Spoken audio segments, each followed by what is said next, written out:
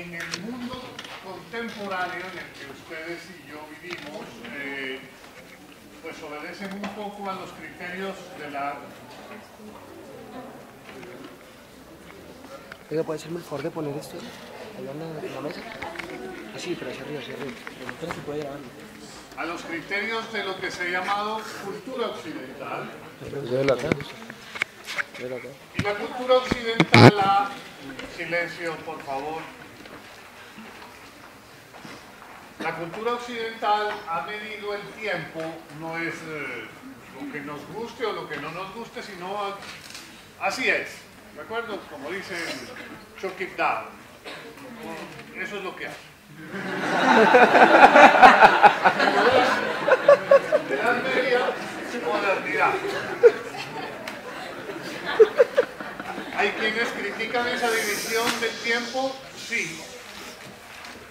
Pero la mayoría de los pensadores se atienen a esto para decir que en la antigüedad estaríamos con Grecia y con Roma. Por aquí encontraríamos a Grecia y por aquí a Roma. Y los hitos de la historia que sirven para esto serían los inicios de Grecia y ese paso que Grecia hace hacia modelos más sofisticados de orden político, cuando empiezan esos debates sobre democracia y, digamos, la época de Pericles. Le sucede en la antigüedad Roma, y Roma tiene una primera gran etapa gloriosa de república, que es fundamentalmente griega en términos políticos, y una parte de decadencia con el imperio. Así que la caída del imperio marca esta flechita que nos dice se acaba la antigüedad y empieza la Edad Media. El curso con ustedes, el corto curso que hemos visto, se refiere a la antigüedad. A partir de ahora ustedes irán hacia el tránsito en la Edad Media y recuerden que en la Edad Media se estudia Europa Occidental y el feudalismo, la autarquía en economía, pero ojo que hay muchos más poderes distintos en la Edad Media que Europa Occidental. Así que uno marcaría la caída del Imperio Romano para empezar la Edad Media. Recuerden que el Imperio Romano de Occidente, porque el Imperio Romano se fue a Oriente y allá duró 1000 años más en Constantinopla. Muy bien, la Edad Media se termina cuando cae el Imperio Romano de Oriente, en Bizancio, que se había llamado Constantinopla, cuando se lo toman los turcos otomanos. Y la Edad Media en Occidente termina cuando los feudos van convirtiéndose en estados. Así que el orden político moderno, dijimos, es este. Y el tránsito de la Edad Media a la modernidad en Europa Occidental lo tenemos con el Renacimiento. ¿Cuáles son las ideas políticas que corresponden a la Edad Media y la modernidad? Ustedes tendrán que estudiarlo a lo largo de este curso, pero obviamente no podrán estudiar la Edad Media occidental si no estudian ustedes a Agustín. Y de Agustín se van, me imagino, a Santo Tomás de Aquino, no Tomás Moro, todavía no. Y luego vendrán ustedes a ver todos los pensadores cristianos humanistas, el cristianismo humanista, y van a llegar entonces al Renacimiento. ¿Y a quién van a pensar en el Renacimiento? En los primeros tiempos del absolutismo, pues a Hobbes, y a Maquiavelo, ¿cierto? Y después esto es absolutismo renacentista y después ya vendrán con el liberalismo y entonces ya van a estudiar a Locke, a Smith. Pero eso hace parte del curso y ustedes siguen hacia el mundo contemporáneo. A mí lo que me interesa, no cierro la puerta, señor. A mí lo que me interesa es la antigüedad y ese es el encargo que me han encomendado. Y por eso me reduzco solo a esto y al fin de la Edad Media, que es la caída del Imperio Romano. Una pregunta, ¿por qué se cayó el Imperio Romano? Hay muchos autores con muchas respuestas. Una buena respuesta es que Roma durante la República tenía un ejército fuerte y durante el Imperio ese ejército fue más grande pero más corrupto y se vendía, incapaz de defender los límites. Acuérdense, vinieron las invasiones. Esa sería una explicación de carácter militar. Hay una explicación de carácter económico, y es que Roma en la República llevó la ingeniería, llevó el bienestar hacia las provincias, y que durante el Imperio empezó el centralismo, a dejar todo en la ciudad eterna, en Roma. No hizo reforma agraria y viene una crisis de hambre y pobreza en las provincias, vienen las revueltas de los esclavos, vienen las revueltas de la plebe, y Roma va decayendo en términos políticos. Pero hay una razón de carácter matemático-científico que es la que a mí me interesa para explicar por qué cayó Roma. ¿Usted sabe escribir números romanos? Venga y me ayuda a hacer una operación. ¿Usted sabe escribir números arábigos? ¿Y con cuáles escribe? Esos son arábigos. Escribe en la esquina de allá el siguiente número. Silencio, por favor. El siguiente número en romanos y usted en esta esquina en arábigos. 17.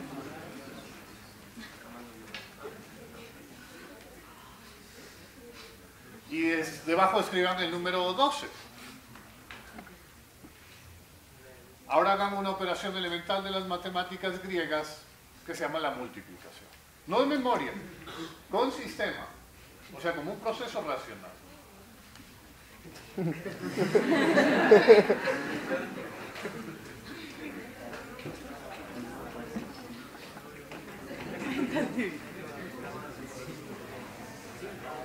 Este ejercicio me sale bien cuando el que escribe números arábigos le gana al que escribe números románicos, y a veces me ha fallado. ¿Cuánto dio? Muy bien. Escribe el número 204 en románicos. Sí, correcto. Muy bien. Y gracias. Esto...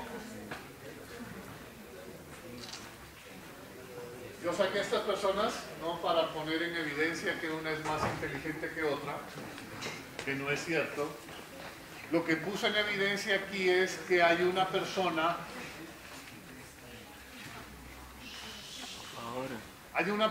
que usa un lenguaje más eficiente que otra.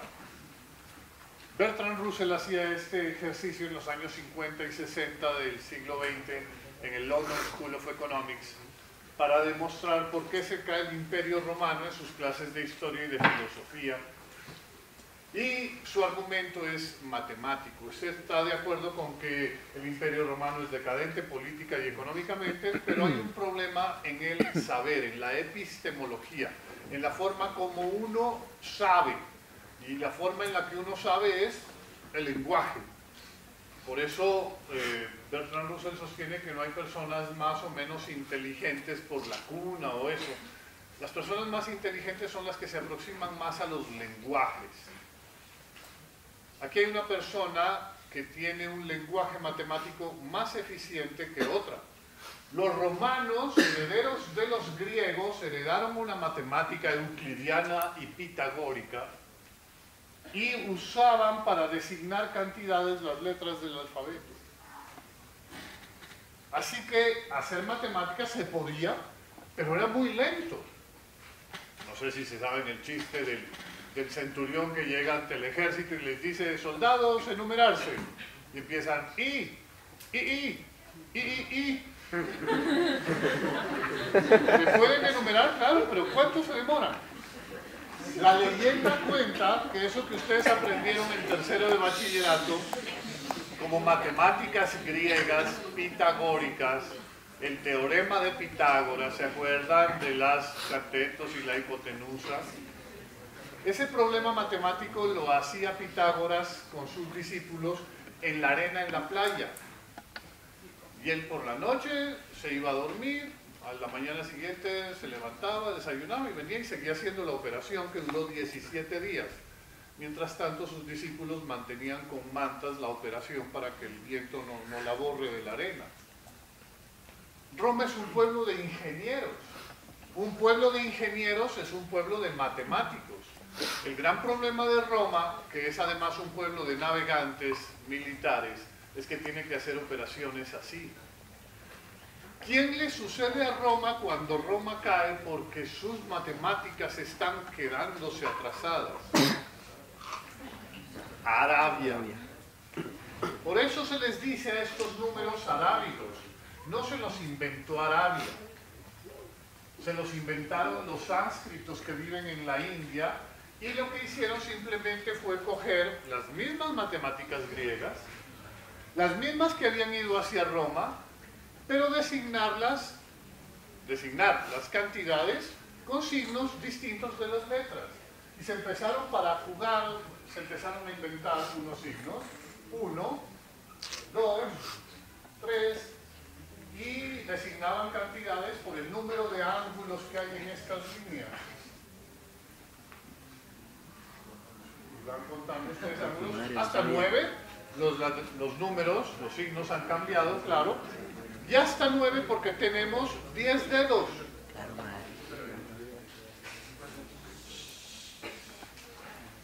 Y porque cuando uno cuenta sin ábacos, uno cuenta con los dedos, hasta que va descubriendo el sistema decimal de los 10 dedos, y por eso ustedes aprendieron décimas, centésimas, milésimas, hasta los infinitos, ¿cierto? Los árabes trajeron estos números y empezaron a hacer matemáticas de manera mucho más eficiente. Los árabes no solo hacen eso, sino que se traen esto de la China. De tal manera que pueden construir esto. Un infinito. ¿Cuándo es más inteligente usted? Cuantos más infinitos le quepan en la cabeza. Cuantas más matemáticas sepa usted. Porque usted lo que sabe es lo que escribe. Y si no lo escribe, pues no lo sabe. Así de simple, cuando llega un joven estudiante, recuerden la vieja leyenda de la Universidad de Oxford, la tercera o cuarta universidad más vieja del mundo. Ustedes saben que la discusión está, la primera universidad más vieja del mundo sería Bolonia en Italia, anticipa el Renacimiento, luego viene la Universidad de París y luego lo discuten Inglaterra y España entre Salamanca y Oxford.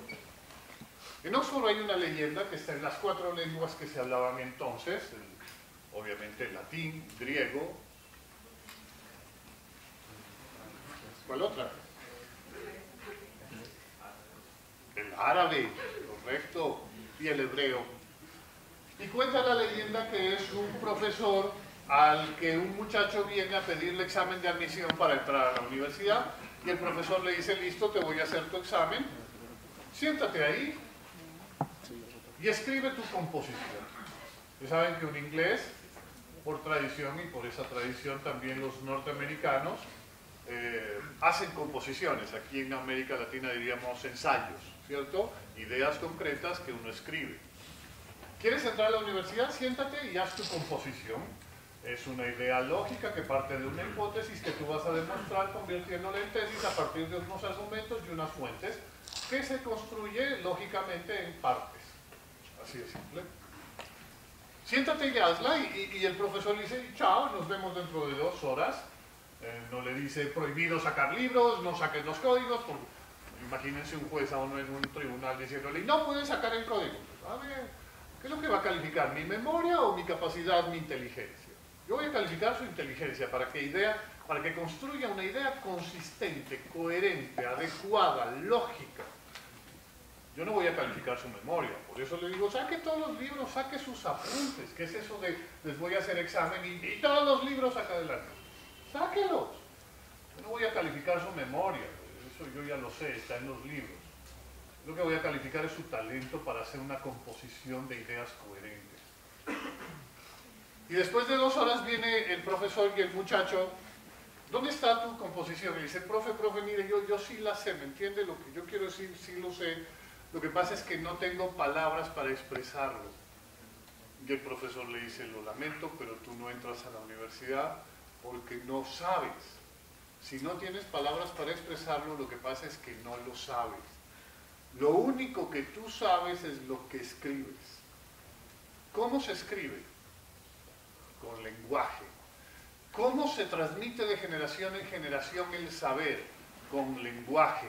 ¿Cuál es el lenguaje más eficiente que tiene la cultura occidental para transmitir saber? Las matemáticas. Es el lenguaje más abstracto y lógico que puede existir.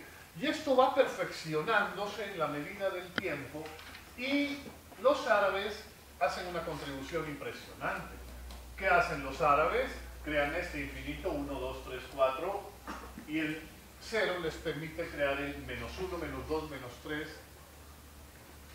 Pero los árabes no solo hacen eso, sino que además vuelven a usar las letras. Y crean, mezclando letras y números, una nueva matemática que se llama el álgebra de los grandes maestros árabes.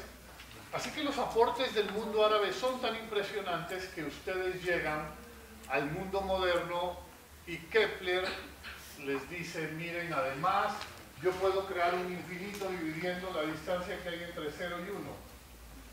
¿Se acuerdan de cálculo infinitesimal, quinto de bachillerato, Kepler?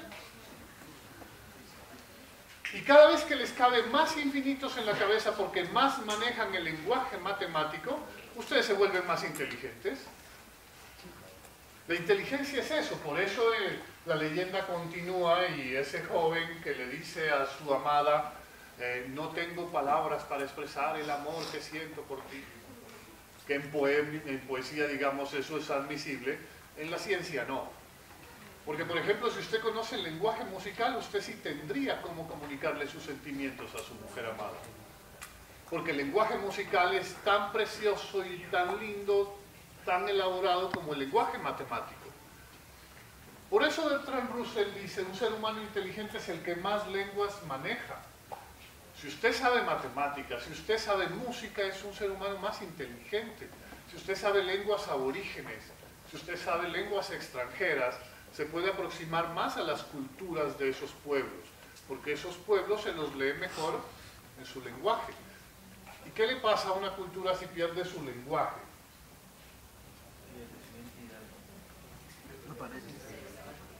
Su identidad, pero y si pierde su lenguaje lo pierde todo.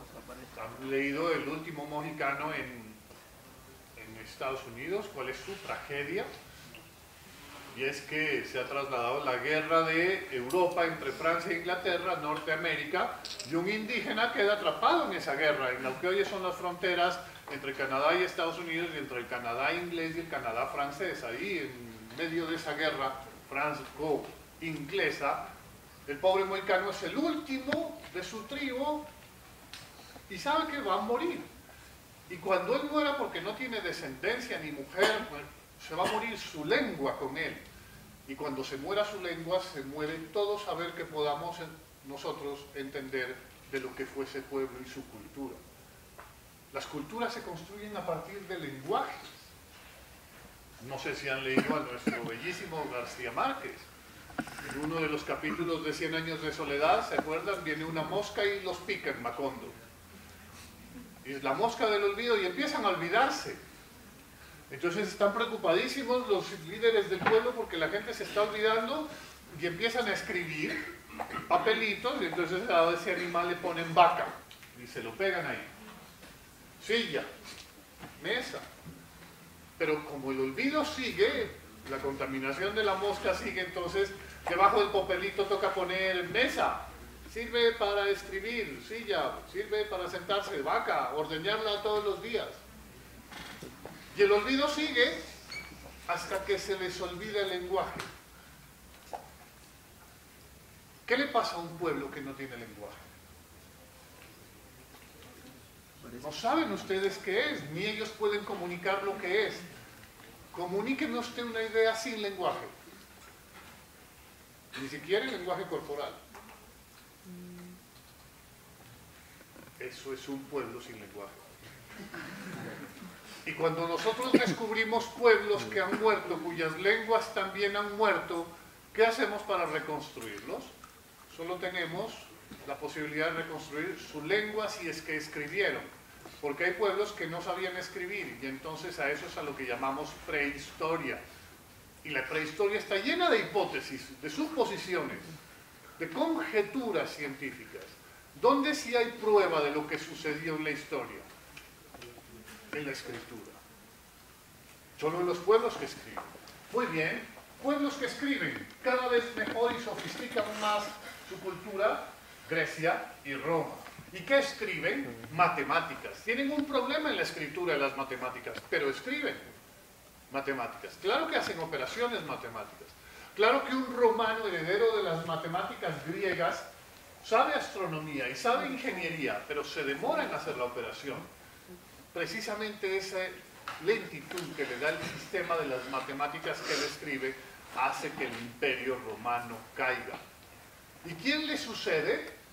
Un nuevo imperio que va a gobernar durante 8 siglos la humanidad, que son los árabes. ¿Y qué tienen los árabes? Muchas cosas, pero fundamentalmente matemáticas.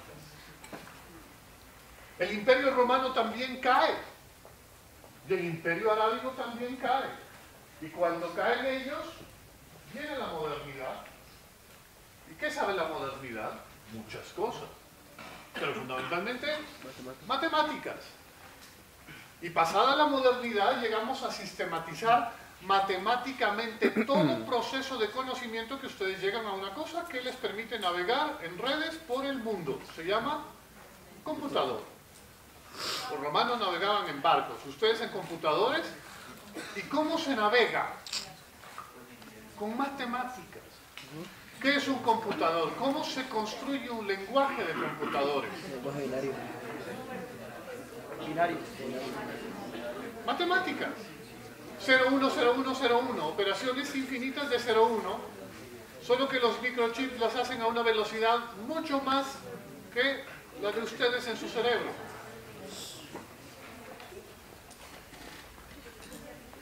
No hay computadores más inteligentes que ustedes. Si ustedes se disciplinan, si ustedes se culturizan, si ustedes aprenden matemáticas, si ustedes manejan las lenguas, nunca un computador los va a superar. Eso es ciencia ficción chimba de películas malas que nunca un computador va a poder hacerse preguntas. Solo lo puede hacer el ser humano. Nunca un computador va a poder hacer música porque no tiene sentimientos. No se dejen engañar. Así que cultiven lo que los diferencia de los demás animales y de los computadores. La inteligencia. Y la inteligencia no es memoria, es disciplina. Disciplina que lo acerca a usted al manejo adecuado de los lenguajes. Por eso sean pulcros en el manejo del lenguaje cotidiano. Porque las matemáticas sirven para escribir ciencias naturales. Pero ustedes, abogados y los cientistas sociales, tienen que aprender a usar lenguaje para comunicar sus ideas. Sean pulcros con ese lenguaje, trátenlo bien. En una conferencia que hubo en Guadalajara hace unos 9 años, García Márquez hizo una exposición. Luego la gente se burlaba un poco de lo que él concluye, pero el argumento central es fundamental. Datos como por ejemplo los latinoamericanos que hablamos español, hemos empobrecido tanto la lengua española, vulgarizándola, que usamos solo el 8% de los verbos que existen en lengua española. Y se usa tan poco porque como la gente lee cada vez menos, es impresionante, pero es 1,5 libros al año por persona. Es terrible. No debería sentarse 8 horitas y leerse un libro cada semana. Pero 1,5 libros por persona al año, eso no se compadece con la realidad, hombre. Un alemán está en promedio leyendo 16,5 libros al año. Entonces, claro, cuando usted deja de leer, deja de aprender verbos y deja de aprender bien su lenguaje.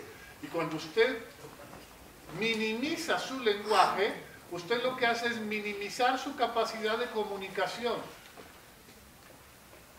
Ya, por ejemplo, nadie dice, García Márquez dice en su conferencia, ya nadie dice, cuando deja de llover, amainó la lluvia.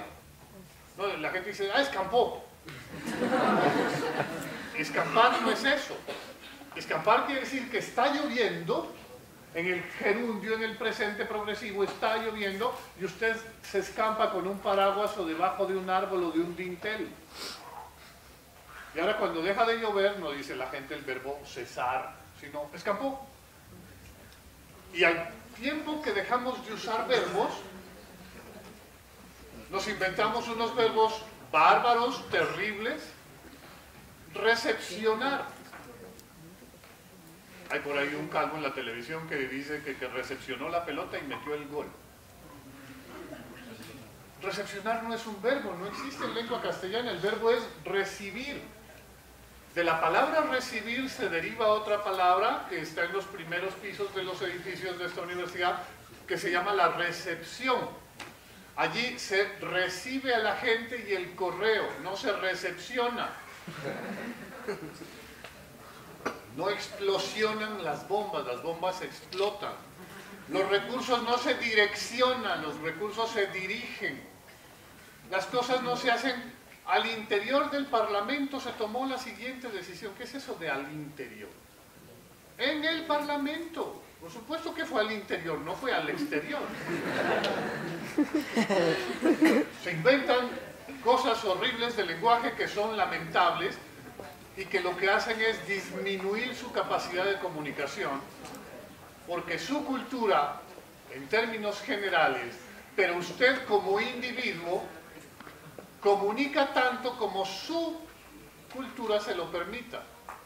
Y si usted es una persona inculta, va a tener un lenguaje muy pobre, plagado de vulgaridades y de simplezas. Cuando usted se culturiza, tiene un lenguaje que le permite hacer giros literarios preciosos e interpretar ideas que con el lenguaje simple no puede. Muy bien, la música y las matemáticas contribuyen a eso, a profundizar en su cerebro. La inteligencia es células, neuronas, ¿de acuerdo? Pero ellas manejan conductos que ustedes terminan llamando en epistemología lógica. Y en la lógica, ustedes lo que encuentran es lenguaje.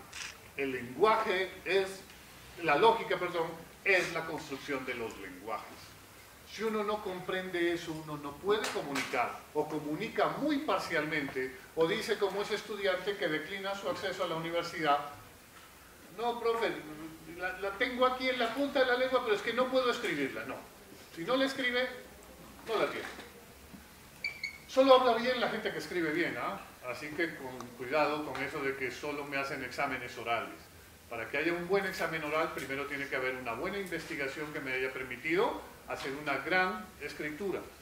Por eso es que las tesis doctorales se sustentan oralmente, sí, pero antes se entrega un documento escrito.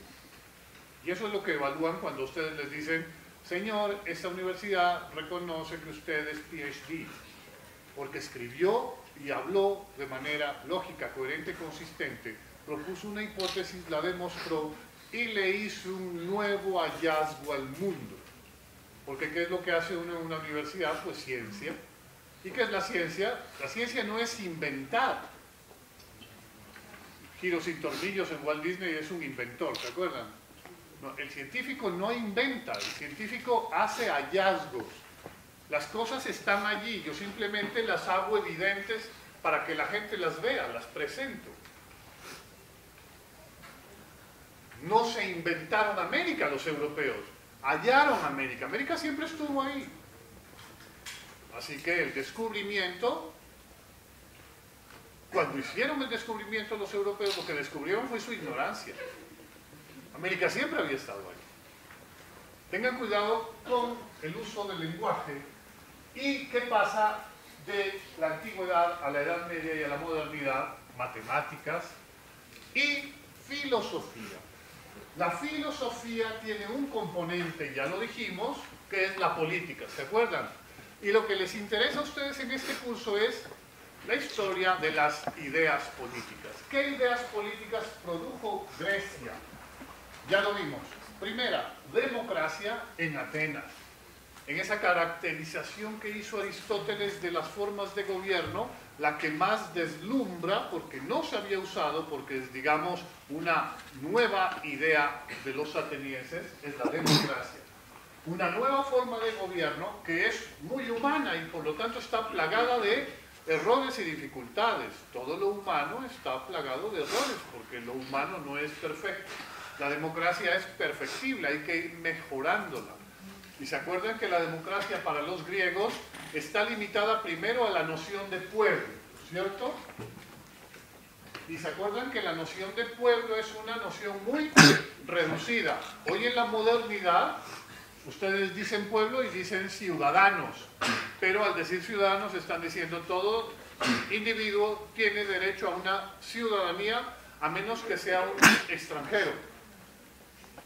Luego la noción de pueblo es la reunión de los ciudadanos, pero la idea de ciudadano para los modernos, cuando vivimos en democracias contemporáneas, es muy distinta de la idea del ciudadano para un griego o un romano. El ciudadano solo es el varón, rico, letrado, casado.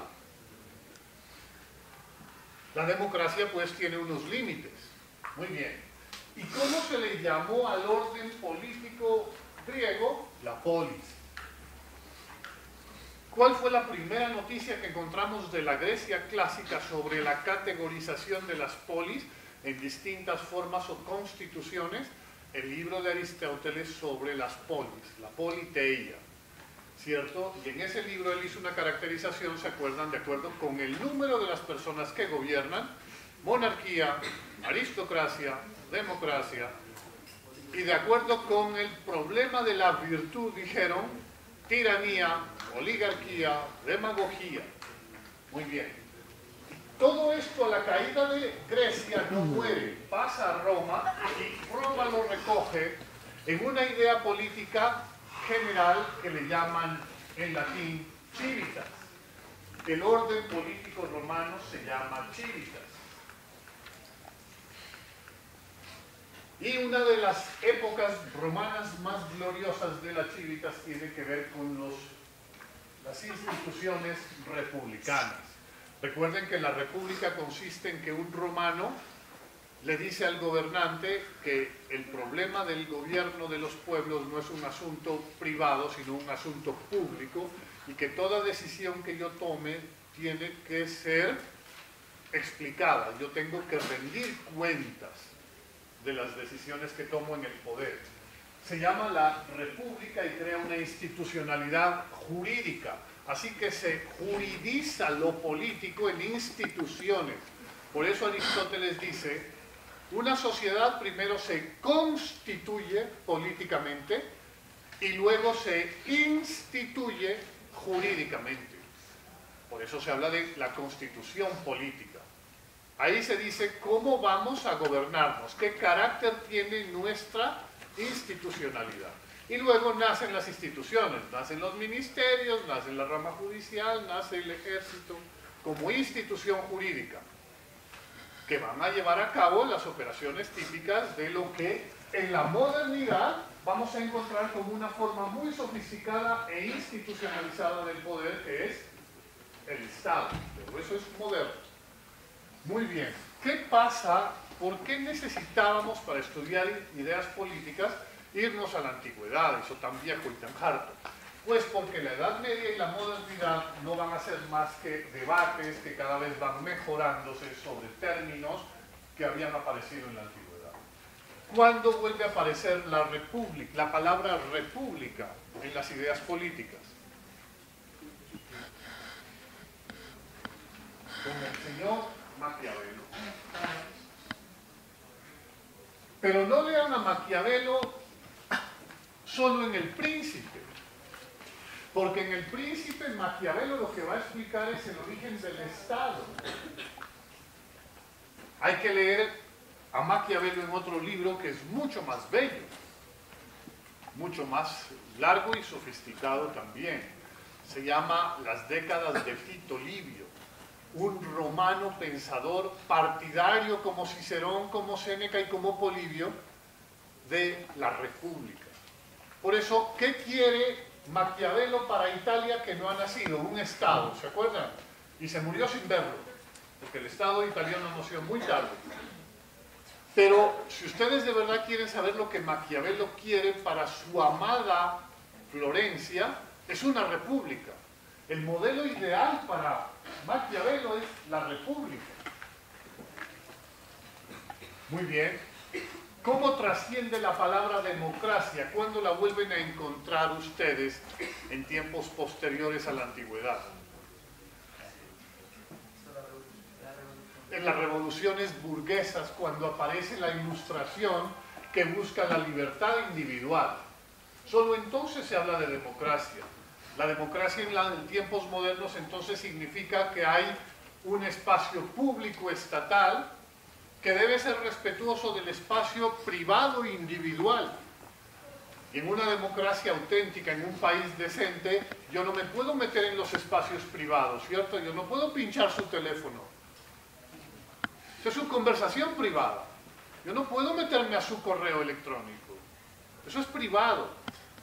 Yo no puedo meterme en su vida privada. Yo no puedo decirle cómo va a escribir su columna en el periódico. Yo soy respetuoso del ámbito privado. Esa división entre lo público y lo privado se la inventaron aquí los romanos. Lo público y lo privado. Y lo público tiene unos límites. Y cuando yo le pongo unos límites a lo público, se acaba el absolutismo y nace el liberalismo en un modelo político que yo llamo, y que no me inventé, sino que lo traje desde Grecia, democracia. El gran problema es que, así como en la antigüedad, en tiempos modernos vivir en democracia es muy difícil, porque se necesita de ciudadanos que tengan vidas heroicas. En tiempos modernos van a nacer los totalitarismos. Los totalitarismos son las faltas de democracia. ¿Y por qué en los tiempos modernos? Y es increíble, en los países más cultos del mundo, en Austria, en Alemania, aparecen totalitarismos con Hitler. Porque hay individuos que no quieren generar oposición a ese gobierno injusto y violador de derechos humanos. Así que la responsabilidad de lo que sucede en la Alemania nazi, todo el mundo se la echa a ese tonto mediocre que fue Hitler. ¿Por qué no se averigua más vale qué tipo de pueblo tenía ese gobernante? Porque en vez de ver al gobernante hay que ver al pueblo que mantiene a ese gobernante. Porque Alemania en el 75% tiene una opinión en favor de Hitler. Eso es lo que debe preocuparnos cuando somos científicos. No el carácter que tenía Hitler, porque es un hombre mediocre que se lo puede pensar fácilmente. No, el carácter de un pueblo tan culto como el alemán que permite que haya un gobierno como Hitler. Ese debate sobre la democracia, ¿qué es hoy democracia? Es un debate moderno, pero ¿cuándo nació? En la Grecia antigua. ¿Qué más pasó de la antigüedad hacia la modernidad, oculto por la Edad Media, porque era prohibido? Por eso se habla del ocultismo en la Edad Media. La Edad Media es oscurantista. Entonces todas estas grandes ideas matemáticas, de ingeniería, de navegación, tenían que ir a la modernidad. ¿Y cómo iban a pasar? Pues a través de logias secretas, de navegantes y de arquitectos e ingenieros, los masones. En la Edad Media los perseguían, se perseguía sus escritos. Y entonces aprendían a escribir con la mano izquierda y se escribía al revés para que no los entiendan. Usted, para leer a Leonardo da Vinci, tiene que coger un espejo y leer en el espejo lo que él escribió aquí. Por eso se habla de la lectura especular. Y en general el ocultismo, yo tengo que mantener en logias secretas el saber, porque si lo hago público, lo más probable es que me matan o me metan a una cárcel, me persigan como a Galileo Galilei por decir que la luna se mueve y que la Tierra es redonda. Los griegos sabían que la Tierra es redonda y Eratóstenes lo había descubierto por la teoría de los ángulos. No sabía la dimensión que tiene el planeta, pero sabía que es redondo y que todo lo que hay en la creación o en el cosmos tiende a ser redondo porque la forma redonda es la más perfecta. ¿Cómo se puede afirmar en la Edad Media que la Tierra es plana como una mesa? ¿Y cómo nos pueden enseñar en tercero bachillerato, no sé si a ustedes, pero a mí sí, geometría plana? Es una barbaridad, le rompe con la lógica.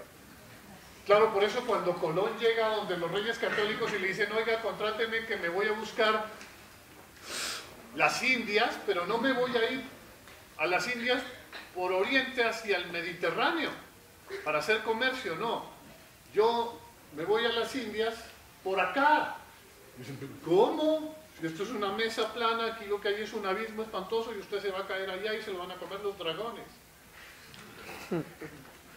¿Por qué Colón dice que se puede ir al occidente o al oriente, perdón, por el occidente? Eso es una barbaridad si usted piensa en lógica de geometría plana. Pero si usted piensa en la lógica que él heredó como navegante que es de la astronomía griega, irse a oriente por occidente es obvio porque le doy la vuelta al planeta. Él no creía que fuera tan grande y se encontró una islita y dijo, estos son las Indias occidentales.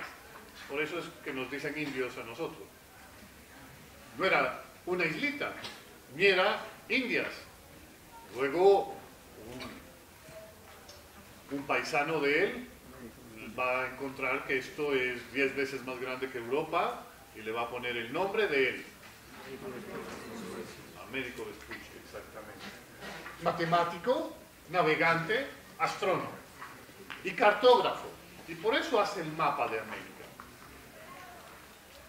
Así que lo que tenemos son navegantes y el gran problema del navegante es este problema de Colón. ¿Cómo a Colón le financiamos ir a la Luna? O sea, ¿cómo la NASA invierte dinero en un cohete para ir a la Luna? Imagínense, financiar a Colón para que se vaya al oriente por el occidente es una locura desquiciada. ¿Quién financia 3 carabelas? Con todo lo que cuesta eso. La reina vende unas joyas y tal, pero primero a Colón le toca hacerse pasar por católico. Y por eso se cambia su nombre, recuerden que no se llama así, y se pone el nombre del Espíritu Santo. La gente culta de la época habla latín toda, y por eso el nombre del Espíritu Santo es Paloma Mensajera de Jesús, Christophorus Columbus. Y solo entonces, cuando convence a él de que es católico, le financian eso, le compran las 3 barcas, y ahora ¿quién se monta? ¿Quién va con Colón a ese acantilado espantoso de la mitología? Y todo el mundo cree que va a ser el fin del mundo. Pues los hermanos Pinzón, que son navegantes como él, son gente culta, pero los demás son expresidiarios, ladrones, ralea, que es la que emigra, ¿cierto? Para esa época y llegan a América.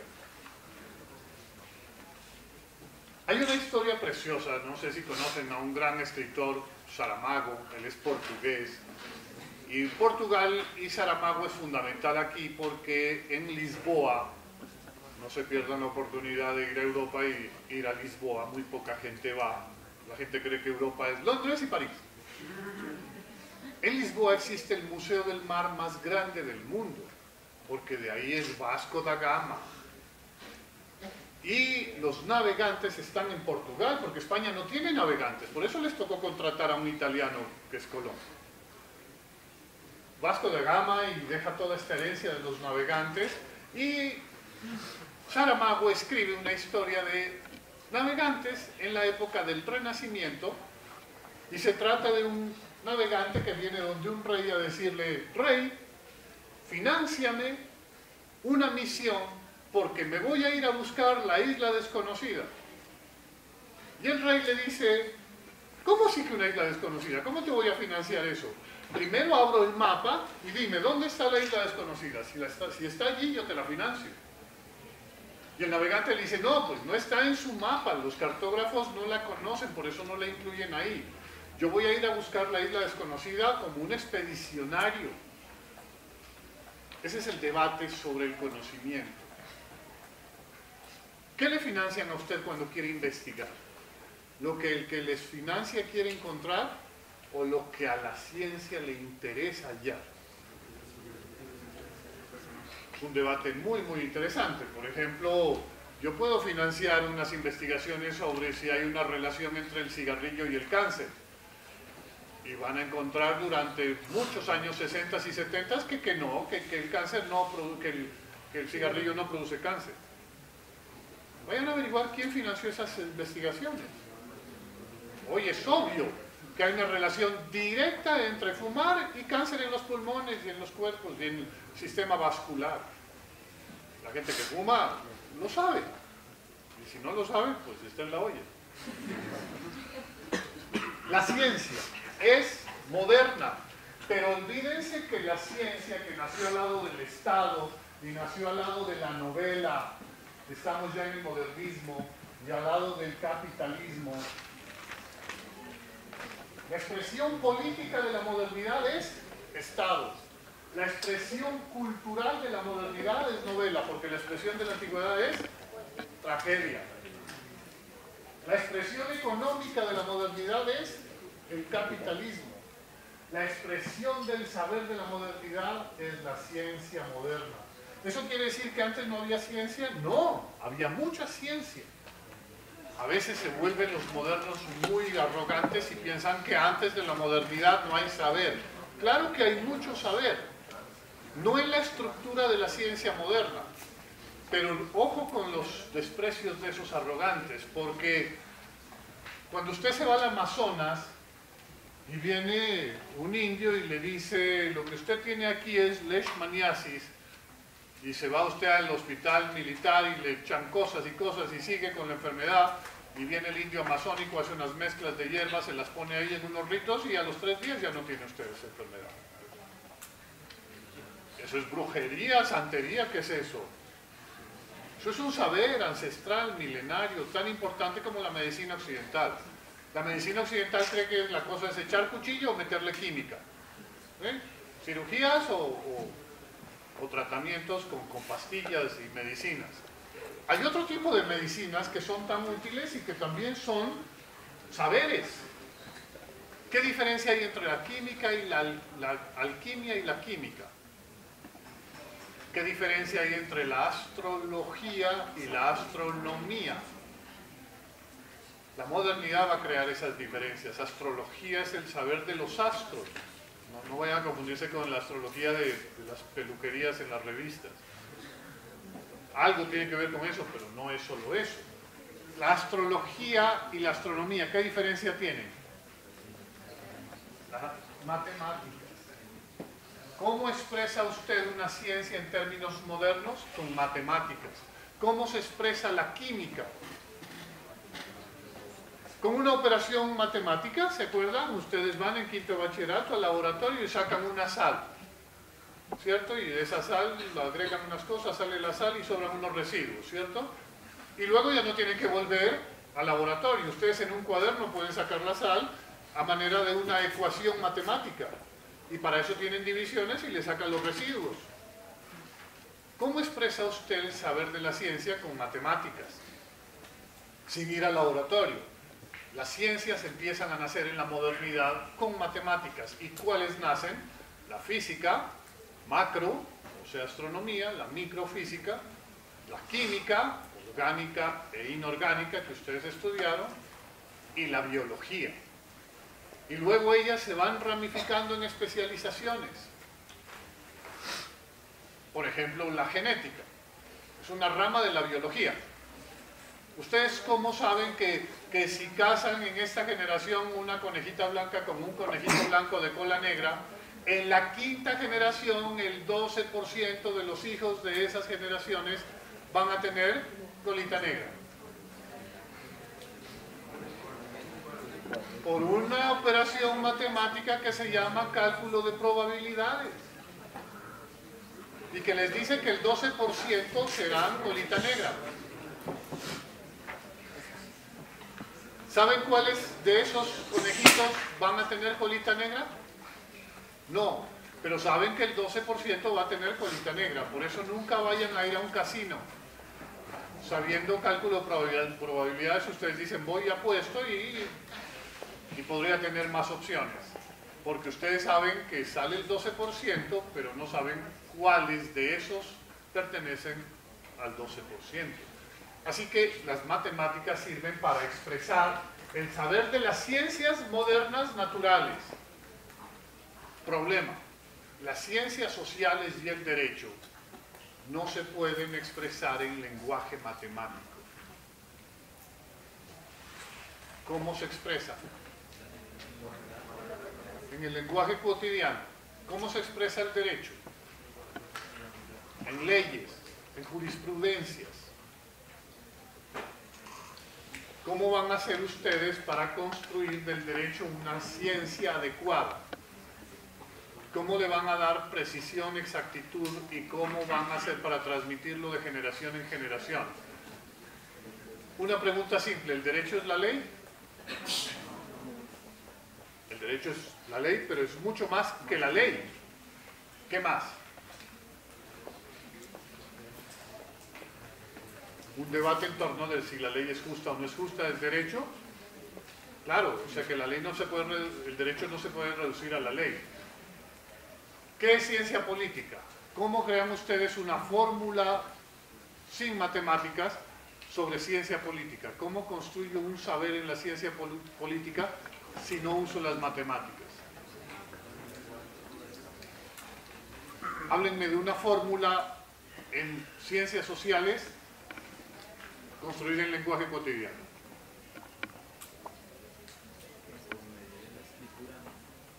La vas a escribir. ¿Cómo sería? ¿Cuál sería el contenido de esa fórmula escrita? Por ejemplo, yo les podría decir, ¿toda sociedad humana tiene orden político o no? Correcto. El orden político moderno, en algunos países de Europa occidental, empieza a tomar la forma de Estado.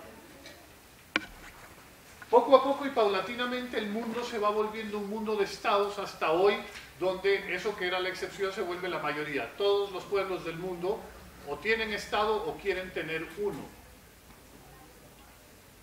Si la modernidad es una estructura política estatalizada, ¿quiere decir que el Estado va a existir siempre?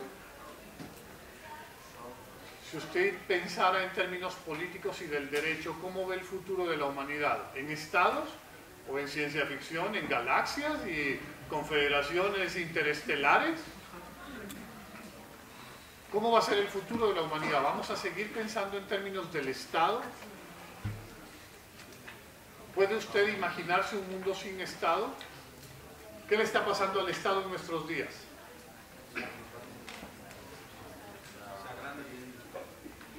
Se agranda, dicen unos. ¿Qué más?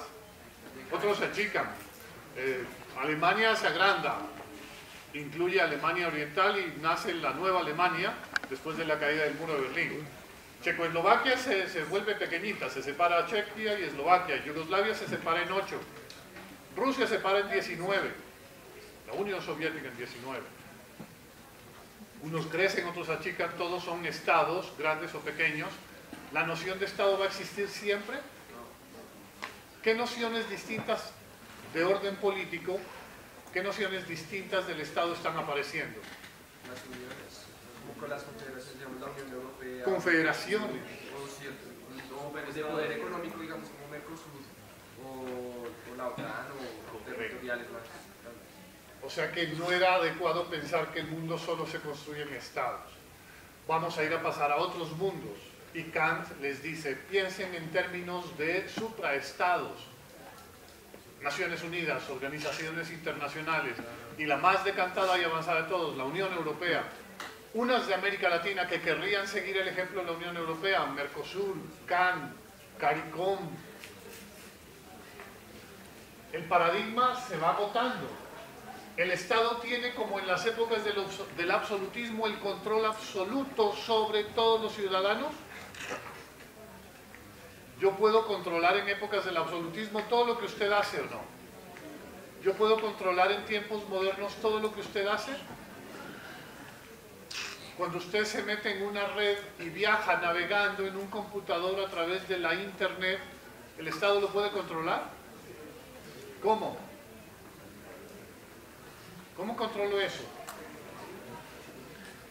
¿Cómo controlo yo la primavera de Praga? ¿Cómo los estados africanos de cultura árabe pueden controlar que haya jóvenes que se organizan y que se dicen encontrarse en tal lugar y hacer una manifestación en contra de un orden que es terriblemente autoritario en Siria o en Yemen o en Egipto? El Estado va perdiendo el control. El Estado controlaba y cada vez pierde más el control. ¿Cómo controla usted los movimientos económicos? Sea usted el presidente de México y llegan un montón de capitales invertidos a su país y de repente hay un escándalo económico, una crisis y todos esos dineros salen por los computadores volando. Por eso se llaman capitales golondrina y van a parar al sureste asiático. Contrólelos, cóbreles impuestos a esas transacciones. ¿Cómo? ¿Cómo hace su superintendencia bancaria? ¿Cómo hace su fisco para cobrar impuestos? ¿Cómo hace su sistema de banca central para controlar las transacciones que se hacen en su banca privada? ¿El Estado puede controlarlo todo? Cada vez menos. Así que cuando decimos modernidad, decimos una etapa que dicen algunos autores viene declinando, para dar paso a lo que sería posmodernidad. Y en la posmodernidad lo que ustedes van a encontrar es que el orden político moderno entra en un declive. Ese orden estatal va declinándose. Y si ustedes aprenden derecho estatal, tienen un problema porque el poder del Estado que se expresa jurídicamente está declinando. Por eso una invitación para que lleguen a quinto, donde yo los veré en Derecho Internacional. Hay que aprender Derecho Internacional, hay que aprender Comercio Internacional, hay que aprender Seguridad Internacional. Y todo eso estaba en Grecia, ¿se acuerdan? Cuando Grecia hablaba de unirse para la guerra, las anfictionas, eso es Naciones Unidas. Cuando Grecia hablaba de comercio, y cuando Roma hablaba de comercio, eso es antiguo y eso es navegación. Hoy se sigue hablando de lo mismo, de comercio internacional, de organizaciones para la ciencia y para la medicina. Ustedes hablan de la OMS, de la Organización Mundial para la Salud, de la Organización Mundial para el Comercio, de la Organización Mundial para las Migraciones. Así que hay un saber que les espera, que ya no lo pueden reducir ustedes al orden político estatal, sino que lo tienen que ampliar, porque las fronteras del Estado se tienen que ampliar y sus inteligencias se van a tener que ampliar. Porque si el derecho se enseña como derecho estatal, ustedes van a tener que romper la frontera y ampliar su cabeza para pensar el derecho supraestatal. Las ideas van cambiando y ustedes tienen que cambiar para adaptarse a este mundo. Pues eso era un poco la idea de lo que es la antigüedad y cómo la antigüedad sigue teniendo hitos fundamentales que se expresan en la Edad Media y en la modernidad. En su curso de ideas políticas van a ver esas ideas y van a llegar a la modernidad, van a encontrarse con muchos autores y van a llegar al final de la modernidad y van a encontrarse con los pensadores postmodernos, Bátimo, por ejemplo, y muchos otros que les enseñarán aquí y que les enseñarán a pensar en otras dimensiones. Nos veremos, yo trabajo en el Centro de Investigaciones de la Universidad, o nos veremos en quinto, donde espero que lleguen todos.